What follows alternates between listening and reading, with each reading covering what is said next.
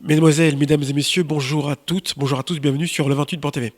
La préfecture d'Eure-et-Loir tenait un déjeuner de presse ce matin en compagnie de l'ARS sur les principales priorités pour les 3 prochains mois.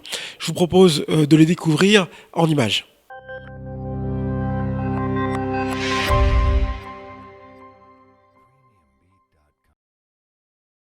Un été sous haute surveillance. La présence de l'ARS à ce point presse ne laisse aucun mystère quant à la feuille de route de l'administration pour les 3 prochains mois.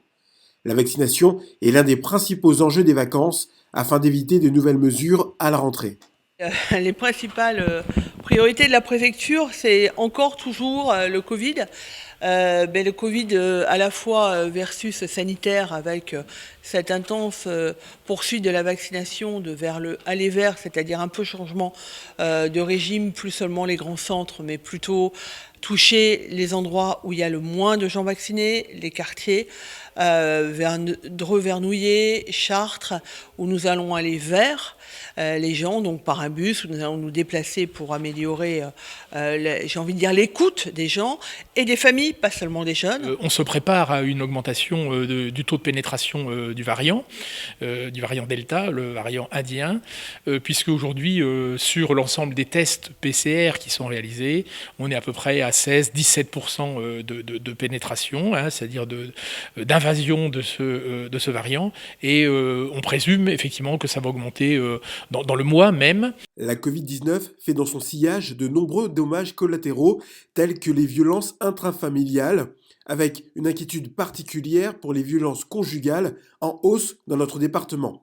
De nouvelles mesures vont être mises en place, dont la possibilité pour les femmes victimes de violences de porter plainte depuis l'hôpital.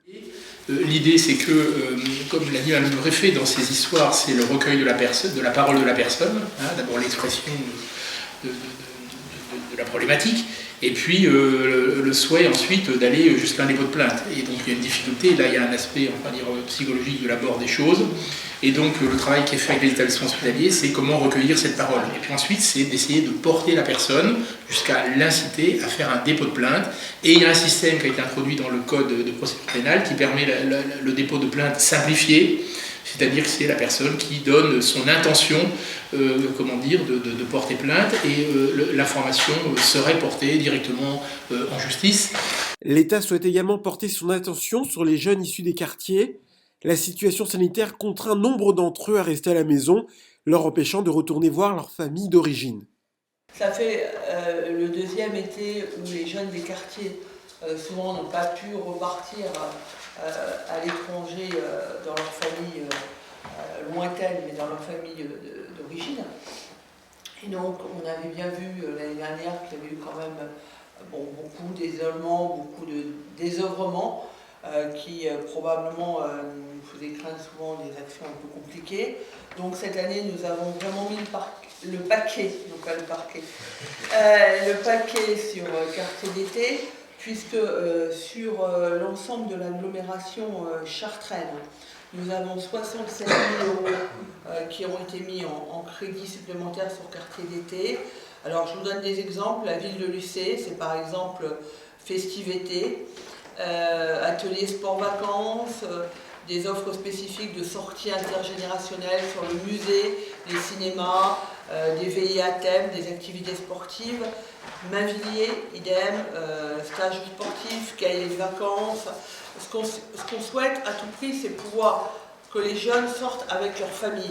C'est-à-dire qu'on ait en face toute la structure familiale. Et puis on a sur l'agglomération Dreux-Vernouillet 102 535 euros. Donc vous le voyez, ce sont les Chartrains et les Drouais au sens large qui bénéficient de ces financements.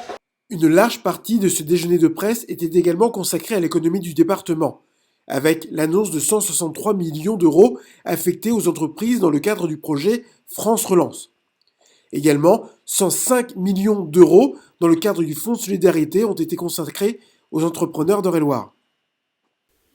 Je vous remercie de nous avoir suivis. Je vous rappelle que l'actualité de votre département d'Eure-et-Loir, vous la retrouvez également en vidéo sur notre page Facebook à Télévision Eure-et-Loir. Partagez, likez, commentez l'information. Merci et à bientôt.